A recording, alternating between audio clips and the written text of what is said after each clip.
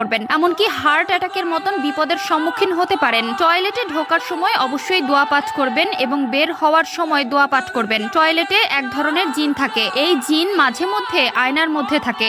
আপনি যখন আয়নার দিকে তাকাবেন তখন হঠাৎ আপনার চোখে তাদের ধরা পড়ার সম্ভাবনা থাকে, যা আপনাকে একটি বড় সমস্যার ভেতরে ফেলবে। অবশ্যই রাতে আয়না দেখা থেকে বিরত থাকবেন। আমরা একজন নবী পেয়েছি যিনি আমাদের জাহান্নাম থেকে বাঁচানোর জন্য জন্ম থেকে এখন পর্যন্ত রওজা মোবারকে তার উম্মতের মুক্তির জন্য আল্লাহর দরবারে শাফায়াত করে যাচ্ছেন। এমন নবী পেয়ে অবশ্যই আমরা ভাগ্যবান, তাই একবার আলহামদুলিল্লাহ বলে শুকরিয়া আদায় করবেন। তো চলুন বেশি কথা না বলে শুরু করি আজকের ভিডিও। কোন দুটি বিষয় যা আমাদের ঈমানকে নষ্ট করে দেয়? এই বিষয় দুটি নিয়ে চিন্তা করলে আমাদের ইহকাল তো নষ্ট হবেই, পরকালও নষ্ট হয়ে যাবে। এক নম্বরে যে বিষয় নিয়ে প্রিয় নবী চিন্তা করতে নিষেধ করেছেন তা হলো রিজিক নিয়ে। প্রিয় দর্শক, কখনো রিজিক নিয়ে চিন্তা করবেন না। আপনার তাকদিরে যতটুকু আছে আপনি ততটুকুই ভোগ করবেন। এক চুল পরিমাণ রিজিক রেখেও